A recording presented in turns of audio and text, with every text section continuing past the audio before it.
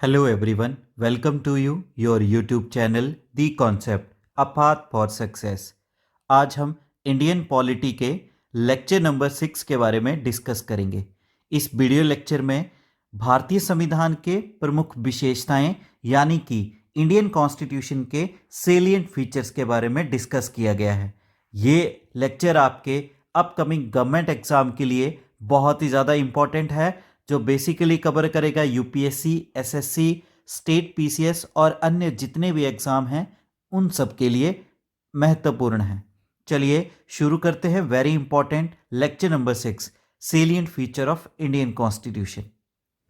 First feature है हमारे भारतीय संविधान का लेंथिएस्ट रिटन कॉन्स्टिट्यूशन। भारत का संविधान जो है वो सबसे लंबा लिखित संविधान है पूरी दुनिया में। बेसिकली संविधान दो प्रकार के होते हैं, एक है रिटन जैसे कि अमेरिकन कॉन्स्टिट्यूशन जो है, दूसरा है अनरिटन जैसे कि ब्रिटिश कॉन्स्टिट्यूशन जो है। तो इंडियन कॉन्स्टिट्यूशन एक टाइटल होल्ड करके बैठा है कि ये दुनिया का सबसे लंबा और सबसे डिटेल्ड कॉम्प्रिहेंसिव कॉन्स्टिट्यूशन है पूरी दुनिया में। सेकंड फीचर है इंडियन कॉन्स्टिट्यूशन का कि इंडियन कॉन्स्टिट्यूशन को ड्रॉन किया गया है फ्रॉम वेरियस रिसोर्सेज, यानी भारत के संविधान को तैयार किया गया है अलग अलग स्रोतों से। जो मेजॉरिटी ऑफ प्रोविजन है इंडियन कॉन्स्टिट्यूशन के, उनको बेसिकली बोरो किया गया है अलग अलग देशों के संविधानों से, साथ ही साथ जो गवर्नमेंट ऑफ इंडिया एक्ट 1935 था उससे। बहुत सारे ऐसे प्रोविजंस हैं जिनको अलग देशों के संविधान से लिया गया है, और वो देश है Britain, the USA, Ireland, south Africa, Japan, Australia, France, Germany, Canada, USSR. ये कुछ इंपॉर्टेंट कंट्रीज हैं, इनके संविधान से कुछ वेरी इंपॉर्टेंट प्रोविजंस भारत के संविधान में बोरो किए गए हैं। तीसरा फीचर है हमारे संविधान का, it is a blend of, ये मिक्सअप है किसका, रिजिडिटी एंड फ्लेक्सिबिलिटी, कठोरता और फ्लेक्सिबिलिटी दोनों का मिक्सअप है। बेसिकली कॉन्स्टिट्यूशन दो टाइप्स के होते हैं, एक होता है स्टिफ यानी रिजिड और दूसरा होता है फ्लेक्सिबल।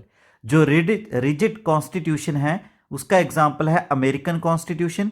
इसमें वो होता है कि बेसिकली अमेंडमेंट जो है कुछ निश्चित प्रोसेस के थ्रू ही की जाती है। वहीं दूसरे की बात करें फ्लेक्सिबल कॉन्स्टिट्यूशन, जिसका एग्जांपल है ब्रिटिश कॉन्स्टिट्यूशन।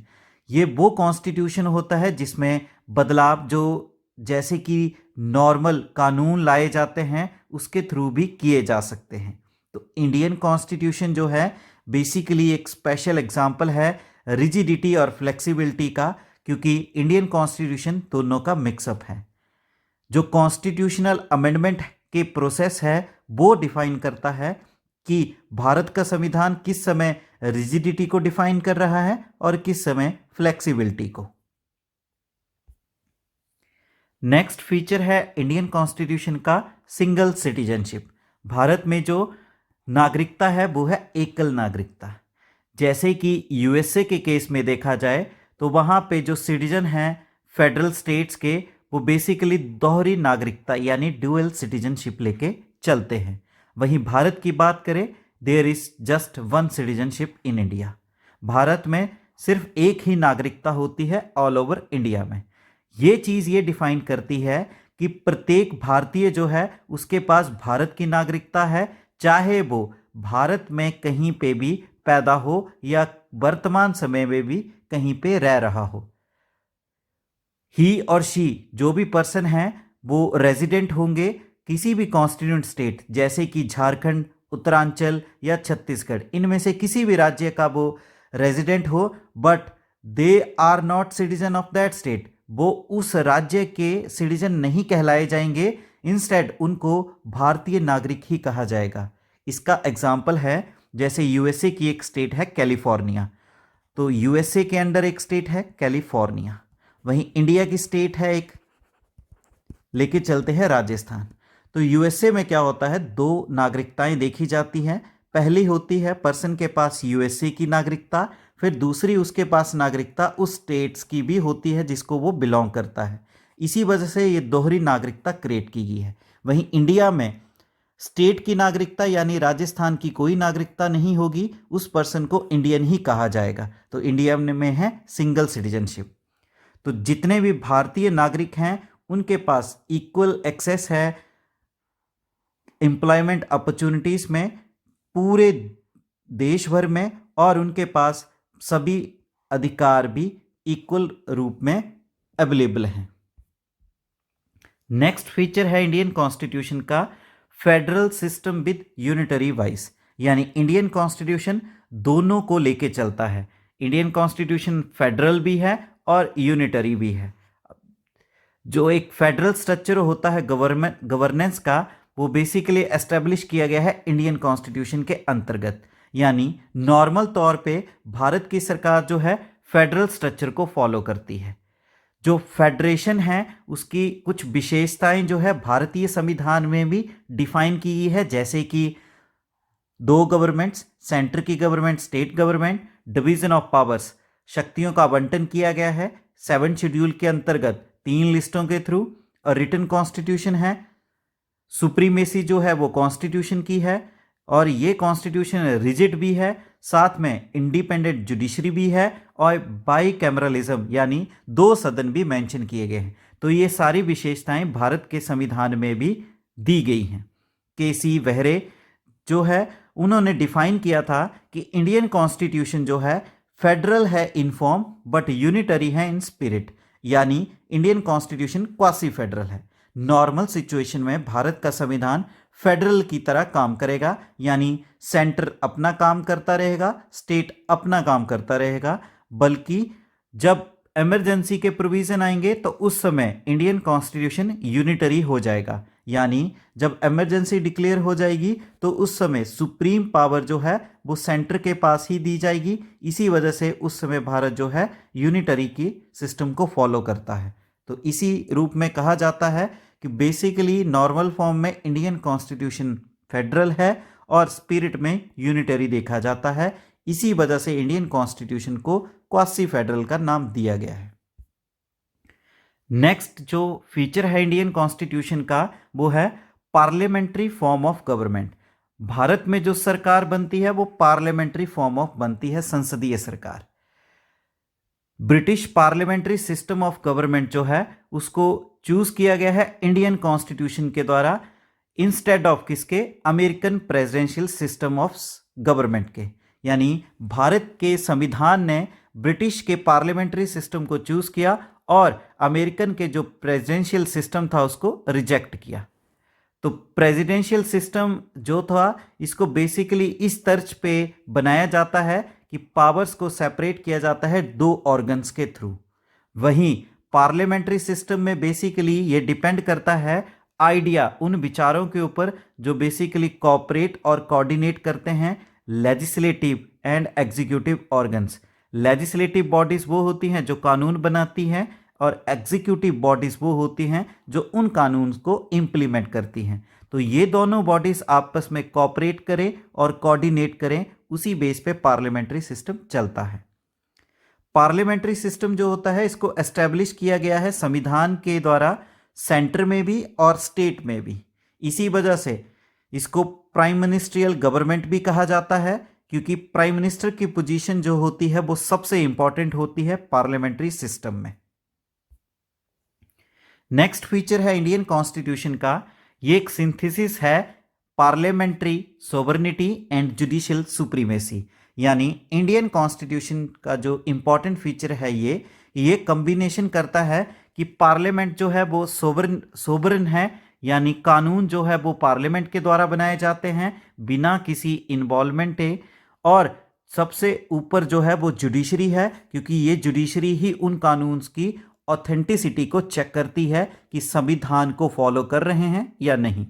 तो ब्रिटिश जो पार्लियामेंट है वो समहाउ पार्लियामेंट्री सोवरेनिटी के साथ लिंक करता है, वहीं अमेरिकन सुप्रीम कोर्ट जो है वो डॉक्ट्राइन ऑफ जुडिशियल सुप्रीमेसी को फॉलो करता है। तो इंडियन कॉन्स्टिट्यूशन इन दोनों का कॉम्बिनेशन है। तो इंडियन सुप्रीम कोर्ट जो है उसके पास हालांकि कम जुडिशियल रिव्यू अथॉरिटी है यूएसए के सुप्रीम कोर्ट के मुकाबले, पर इतनी काफ़ी हैं कि इंडियन पार्लियामेंट्री सिस्टम की जो बदलाव किए जाते हैं ब्रिटिश के अकॉर्डिंग उसको चेक कर सकते हैं। यानी जो ब्रिटिश पार्लियामेंट्री सोवरेनिटी सिस्टम है उसको चेक आउट कर सकते हैं इंडियन जुडिशरी सिस्टम, उतना इनफ है। तो यहां से ये चीज क्लियर हो जाती है कि इंडियन कॉन्स्टिट्यूशन जो है वो प्रोसीजर एस्टेब्लिश्ड बाय लॉ, कि कोई भी प्रोसीजर जो है कानून के द्वारा एस्टेब्लिश किया जाता है। वहीं अमेरिकन कॉन्स्टिट्यूशन में जो है वो गारंटी होती है dual process of law. Next feature है इंडियन कॉन्स्टिट्यूशन का इंटीग्रेटेड एंड इंडिपेंडेंट जुडिशरी। जो भारत के संविधान के अकॉर्डिंग जो भारत की जो जुडिशरी यानी न्यायपालिका है वो इंटीग्रेटेड, एक दूसरे के साथ कनेक्टेड है और इंडिपेंडेंट है। एक सिंगल और इंटीग्रेटेड जुडिशियल सिस्टम एग्जिस्ट करता है इंडिया में। इंडियन कॉन्स्टिट्यूशन जो है इसने एस्टेब्लिश की है एक इंडिपेंडेंट जुडिशरी, और ये मेंशन किया गया है आर्टिकल 50 में, जिसके अंतर्गत जो भी लेजिस्लेचर और गवर्नमेंट है उसका कोई भी इन्फ्लुएंस जुडिशरी के ऊपर नहीं रहता है, इसी वजह से ये इंडिपेंडेंट है। तो जो सुप्रीम कोर्ट है लीगल सिस्टम का, उसे सुप्रीम कोर्ट ऑफ इंडिया कहा जाता है। नेक्स्ट फीचर है इंडियन कॉन्स्टिट्यूशन का रूल ऑफ लॉ। जो भी भारत में नियम फॉलो किए जाते हैं वो कानून के नियम ही फॉलो किए जाते हैं, और यही जो सिद्धांत है ये स्टेट करता है कि जो इंसान है वो ऐसा नहीं है कि गलती नहीं करता है, इंसान से भी गलतियां होती हैं। इसी वजह से जो लोग हैं वो कानून के रूल को फॉलो करते हैं इंस्टेड किसी पर्सन के रूल को। तो ये स्टेटमेंट जो है बहुत ही ज़्यादा ज़रूरी है एक डेमोक्रेसी यानी एक लोकतंत्र के लिए, कि रूल जो फॉलो किए जाएंगे वो कानून के किए जाएंगे इंस्टेड किसी पर्सन के। तो ये चीज़ ये डिफाइन करती है rule of law is supreme, कि जो कानून के नियम हैं वो सबसे ऊपर है डेमोक्रेसी में और बहुत ही ज़्यादा ज़रूरी हैं। तो जो मेन कंपोनेंट है लॉ का वो है कस्टम, यानी कि वो कैसे उस प्रोसीजर या प्रैक्टिस को, कानून को उसको फॉलो किया जाता है, जो कि which is nothing more than ordinary peoples, जो कि नॉर्मल आम इंसान के बिहेवियर और विश्वास जो कि काफ़ी लंबे टाइम पीरियड से हैं उससे भी ऊपर होते हैं। जैसे कि इसका एग्जाम्पल है, बहुत समय पहले भारत में एक प्रथा को फॉलो किया जाता था, सती सिस्टम। तो भारत के लोगों के अनुसार वो सिस्टम ठीक था, काफ़ी लंबे समय से चल रहा था, पर लॉ के अकॉर्डिंग वो सिस्टम बिल्कुल भी ठीक नहीं था, इसी वजह से कानून के अंतर्गत उसे बंद कर दिया गया था। जो रूल ऑफ लॉ है इन द एंड उसको सुप्रीम माना जाता है, जितने भी लोगों का कलेक्टिव नॉलेज है उसके अनुसार। नेक्स्ट फीचर है इंडियन कॉन्स्टिट्यूशन का फंडामेंटल राइट्स। भारत के संविधान में जो है कुछ मौलिक अधिकार भी दिए गए हैं। तो at present basically 6 fundamental rights हैं, और ये गारंटीड है भारत के सभी नागरिकों को, और ये मेंशन किए गए हैं भारतीय संविधान के पार्ट 3 में आर्टिकल 12 से लेके 35 तक। और जो मेन कंपोनेंट है इंडियन कॉन्स्टिट्यूशन का वो है कि फंडामेंटल राइट्स जो हैं वो गारंटीड हैं भारतीय नागरिकों के। तो जो फंडामेंटल टीनेंट है इंडियन कॉन्स्टिट्यूशन का दैट वो ये है कि भारत के जितने भी नागरिक हैं उनके कुछ सर्टेन आज़ादियां हैं, जैसे कि एक ह्यूमन बीइंग की होती हैं, और उन आज़ादियों को वो यूज़ कर सकता है इंडिपेंडेंटली, बिना किसी मेजॉरिटी और माइनॉरिटी ओपिनियन के। यानी उन फंडामेंटल राइट्स को यूज़ कर सकता है बिना किसी मेजॉरिटी और माइनॉरिटी के ओपिनियन के। सच राइट्स, ऐसे जो राइट हैं इनको वापिस नहीं लिया जा सकता है किसी भी मेजॉरिटी के द्वारा। नेक्स्ट जो सेलिएंट फीचर है इंडियन कॉन्स्टिट्यूशन का वो है फंडामेंटल ड्यूटीज, यानी कि मौलिक कर्तव्य। जो फंडामेंटल ऑब्लिगेशन है नागरिकों की, कुछ कर्तव्य बनते हैं, वो ओरिजिनली जब भारत के संविधान को बनाया गया था तो उसमें मेंशन नहीं था। तो सरदार स्वर्ण सिंह कमेटी ने कुछ सुझाव दिए, जिस सुझावों के अनुसार 42nd कॉन्स्टिट्यूशनल अमेंडमेंट एक्ट 1976 के अंतर्गत फंडामेंटल ड्यूटीज को भारतीय संविधान में जोड़ा गया, और उस समय 10 फंडामेंटल ड्यूटीज को जोड़ा गया। इसी आउटलाइन पे ये 10 फंडामेंटल ड्यूटीज भारत के सभी लोगों को दिए गए कुछ मौलिक कर्तव्य। और एक और महत्वपूर्ण जो ड्यूटीज थी उसको बाद में जोड़ा गया था, वो 11वीं फंडामेंटल ड्यूटी बनी थी 11th, और वो जोड़ी गई थी 86 कॉन्स्टिट्यूशनल अमेंडमेंट एक्ट 2002 के अंतर्गत। नेक्स्ट सेलिएंट फीचर है इंडियन कॉन्स्टिट्यूशन का directive principles of state policy, यानी कि राज्य के नीति निदेशक। Directive principle of state policies को बेसिकली मेंशन किया गया है आर्टिकल 36 से लेके 51, जो कि पार्ट 4 ऑफ इंडियन कॉन्स्टिट्यूशन में डील करते हैं। जो डीपीएसपी है इसमें basically welfare of the people, लोगों के भले के लिए जो है आवाज उठाई जाती है, जिसके अंतर्गत अलग अलग स्कीमें, अलग अलग पॉलिसीज गवर्नमेंट के द्वारा बनाई जाती है, जो कि ड्यूटी है गवर्नमेंट की वेलफेयर ऑफ द पीपल के लिए। तो जो डीपीएसपी है इनको बोरो किया गया है आयरलैंड के कॉन्स्टिट्यूशन से, जो कि आयरलैंड ने खुद कॉपी किए हैं स्पेन के कॉन्स्टिट्यूशन से। इंडियन कॉन्स्टिट्यूशन में जो शुरुआत में डीपीएसपी को क्लासिफाई नहीं किया गया था, यानी उनका वर्गीकरण नहीं किया था, बट कुछ कंटेंट और डायरेक्शन के बेसिस के आधार पे बाद में डीपीएसपी को क्लासिफाई किया गया 3 टाइप्स में। पहला आया सोशलिस्ट प्रिंसिपल के आधार पे, दूसरा आया गांधीयन प्रिंसिपल के आधार पे, और तीसरा आया लिबरल इंटेलेक्चुअल प्रिंसिपल के आधार पे। ये 3 टाइप के डीपीएसपी इंडियन कॉन्स्टिट्यूशन में बताए गए हैं। नेक्स्ट सेलिएंट फीचर है इंडियन कॉन्स्टिट्यूशन का इंडियन सेकुलरिज्म। इंडिया का कॉन्स्टिट्यूशन जो है वो अपहोल्ड करता है एक सेकुलर गवर्नमेंट। इसका मतलब क्या है कि भारत में जो भी सरकार है वो किसी भी स्पेसिफिक धर्म को सपोर्ट नहीं करता है, यानी कि हमारे जो नेशन है उसका कोई भी ऑफिशियल धर्म नहीं है, ऑफिशियल रिलीजन इंडिया का कोई भी धर्म नहीं है। इसी वजह से वो किसी भी स्पेसिफिक धर्म को सपोर्ट नहीं करता है। और ये आइडिया हमें ये बताता है कि इंडिया को एक सेकुलर स्टेट यानी एक सेकुलर कंट्री बनाने के ऊपर फोकस किया गया है। यहां से ये चीज डिफाइन नहीं होती है कि इंडियन गवर्नमेंट धर्म के खिलाफ है, ऐसा कुछ भी नहीं है। इंडियन कॉन्स्टिट्यूशन एग्जाम्पलीफाई करता है सेकुलरिज्म को। इसका मतलब क्या है, जो धर्म की प्रैक्टिस है पूरे भारतवर्ष में वो इक्वली ट्रीट मानी जाती हैं, कि भारतवर्ष में जितने भी धर्म हैं उन सबको इक्वली जो है वो ट्रीट किया जाता है, सबको इक्वल प्रोटेक्शन दी जाती है। सेकुलरिज्म का इंडियन कॉन्स्टिट्यूशन के अकॉर्डिंग मीनिंग है कि भारत में सभी धर्म जो हैं इक्वल हैं और सबको इक्वली ट्रीट किया जाएगा और सबकी इक्वल प्रोटेक्शन है। नेक्स्ट सेलिएंट फीचर है इंडियन कॉन्स्टिट्यूशन का यूनिवर्सल अडल्ट फ्रेंचाइज। इसके अंतर्गत यह बताया गया है कि भारत का जो हर एक पर्सन है उसका एक वोट बनता है, जो कि इसका भारतीय लोकतंत्र की एक फाउंडेशन है। यानी इंडियन डेमोक्रेसी की एक फाउंडेशन क्या है, 1 पर्सन 1 वोट। इलेक्शन जो है वो ओपन है भारतीय सभी नागरिकों के लिए जिनकी आयु 18 वर्ष या इससे अधिक है, चाहे वो किसी भी कास्ट, सेक्स, कलर, रिलीजन और स्टेटस के हो, वो मैटर नहीं करता है। पर्सन 18 या 18 प्लस होना अनिवार्य है। यूनिवर्सल अडल्ट फ्रेंचाइज का मैकेनिज्म ये डिफाइन करता है कि इंडियन कॉन्स्टिट्यूशन जो है भारत में जो है राजनीतिक समानता को बना के रखता है, यानी पॉलिटिकल इक्वालिटी इंडिया में है।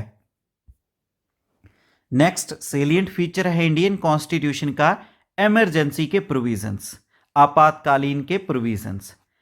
जो ऑथर्स हैं इंडियन कॉन्स्टिट्यूशन के वो ये डिफाइन करते हैं कि कुछ ऐसे सर्कमस्टेंसेस भी हो सकते हैं जिसमें गवर्नमेंट जो है काम नहीं करती है जैसे नॉर्मली कर सकती है। तो कॉन्स्टिट्यूशन इलैबोरेट करता है उस समय इमरजेंसी प्रोविजंस को ऐसे सर्कमस्टेंसेस से लड़ने के लिए। तो जब क्राइसिस का दौर चलता है उस समय स्टेट गवर्नमेंट जो है यानी केंद्र की सरकार जो है वो कंप्लीट कंट्रोल ले लेती है फेडरल गवर्नमेंट यानी स्टेट की सरकारों का। उस समय पूरी तरह से एब्सोल्यूट अथॉरिटी किसके पास होती है, सेंटर की गवर्नमेंट के पास। इसका एग्जाम्पल है जैसे कि मान लीजिए इंडिया में नेशनल इमरजेंसी डिक्लेयर हो जाती है, तो उस समय जैसे नॉर्मल सिचुएशन में सेंट्रल गवर्नमेंट अपना काम कर रही है, स्टेट गवर्नमेंट अपना काम कर रही है, बट इमरजेंसी के समय स्टेट गवर्नमेंट के पास कोई भी अथॉरिटी नहीं रहती है। उस समय सेंटर की गवर्नमेंट ही डील करेगी all over the India. Next salient feature है इंडियन कॉन्स्टिट्यूशन का 3 टियर गवर्नमेंट, 3 स्तरीय सरकार। जो इंडियन कॉन्स्टिट्यूशन था शुरू में उसे ड्यूअल पॉलिटी के रूप में यानी दोहरी राजनीति के रूप में जाना जाता था, जिसमें कुछ क्लॉजेस को ऐड किया गया था जो बेसिकली सेंटर और स्टेट गवर्नमेंट के स्ट्रक्चर और अथॉरिटी को बताते थे, क्योंकि सेंटर और स्टेट ही गवर्नमेंट दो टीयर गवर्नमेंट मानी जाती थी, उन क्लॉजेस को डिफाइन करती थी। बाद में एक थर्ड लेवल गवर्नेंस का यानी जिसे लोकल गवर्नमेंट कहते हैं, इसे भी ऐड किया गया था, जो कि बाकी जितने भी दुनिया भर के कॉन्स्टिट्यूशन हैं उनमें अब्सेंट है। ये सिर्फ भारत में ही पाया जाता है ऐसा थर्ड लेवल ऑफ गवर्नेंस। और इस थर्ड लेवल को ऐड किया गया था 73rd और 74th कॉन्स्टिट्यूशनल अमेंडमेंट एक्ट 1992 के अंतर्गत। पार्ट 9 में शेड्यूल 11 ऐड किया गया, जिसको ऐड किया गया था 73rd अमेंडमेंट एक्ट 1992 के अंतर्गत, जिसे पंचायत्स को रूरल गवर्नमेंट के रूप में कॉन्स्टिट्यूशनल स्टेटस दिया गया और इसे थर्ड टियर गवर्नमेंट डिक्लेयर किया गया। उसी सेम तर्ज पे 74th अमेंडमेंट एक्ट 1992 ने अर्बन लोकल गवर्नमेंट यानी म्युनिसिपैलिटीज को भी कॉन्स्टिट्यूशनल स्टेटस दिया और इसे भाग पार्ट 9 थे और शेड्यूल 12th में जोड़ा गया, जिसे भी थर्ड टियर गवर्नमेंट का नाम दिया गया। नेक्स्ट सेलिएंट फीचर है इंडियन कॉन्स्टिट्यूशन का कोऑपरेटिव सोसाइटीज, सहकारी सभा समितियां। 97th कॉन्स्टिट्यूशनल अमेंडमेंट एक्ट 2011 के अनुसार कोऑपरेटिव सोसाइटीज को कॉन्स्टिट्यूशनल स्टेटस दिया गया और उनकी भी प्रोटेक्शन प्रोवाइड की गई संविधान के अंतर्गत। इसके अंतर्गत पार्लियामेंट ने जो है अथॉरिटी दी है कि वो कुछ नेसेसरी कानून्स बनाएगी मल्टी स्टेट कोऑपरेटिव सोसाइटीज के लिए, और ये क्या करेंगी, स्टेट लेजिस्लेचर को भी अथॉरिटी देगी कि वो भी कुछ ऐसे अन्य कोऑपरेटिव सोसाइटीज के लिए कानून बनाए। Next and last salient feature है इंडियन कॉन्स्टिट्यूशन का इंडिपेंडेंट बॉडीज। बहुत सारी इंडिपेंडेंट बॉडीज हैं, तो इंडियन कॉन्स्टिट्यूशनल ने बहुत सारी इंडिपेंडेंट एंटिटीज जो है वो स्थापित की हैं। किसके अतिरिक्त? Legislative bodies, executive bodies and judicial bodies के अलावा, जो कि फेडरल एंड स्टेट गवर्नमेंट की थी या होती हैं। तो कॉन्स्टिट्यूशन जो है वो एक तरह से देखता है जो कॉर्नरस्टोन्स है इंडियन डेमोक्रेटिक सिस्टम का, भारत की सरकार का, उसको भी इंडिपेंडेंट बॉडीज जो है इंपॉर्टेंट रोल अदा करती है। जैसे कि इंडियन जो डेमोक्रेसी है वो 3 पिलर्स के ऊपर डिपेंड करती है। फर्स्ट पिलर है आपका लेजिस्लेटिव बॉडी, दूसरा पिलर है एग्जीक्यूटिव बॉडी, तीसरा पिलर है जुडिशियल बॉडी। इसके अतिरिक्त भी कुछ बॉडीज हैं जिनको इंडिपेंडेंट बॉडीज कहा जाता है। ये भी इंडियन डेमोक्रेटिक सिस्टम को जो है मेंटेन करने में अहम भूमिका निभाती हैं। तो इस तरह से इस वीडियो लेक्चर में इंडियन पॉलिटी के जो सेलिएंट फीचर्स हैं उसके बारे में डिस्कस किया गया है। ये लक्ष्मीकांत का लेक्चर नंबर 6 था, जहां पे प्रमुख विशेषताएं बताई गई भारतीय संविधान की। उम्मीद है ये वीडियो लेक्चर आपके लिए काफ़ी हेल्पफुल रहेगा अपकमिंग गवर्नमेंट एग्जाम के लिए, जैसे यूपीएससी, एसएससी एंड अन्य एग्जाम के लिए। उम्मीद है आपको अच्छे से समझ आया होगा। वीडियो लेक्चर को लाइक करें, अपने वैल्यूएबल कमेंट करें, ज़्यादा से ज़्यादा इस वीडियो लेक्चर को शेयर करें और आपके अपने channel the concept a path for success को शेयर करें और सब्सक्राइब करें। Thank you. जय हिंद, जय भारत।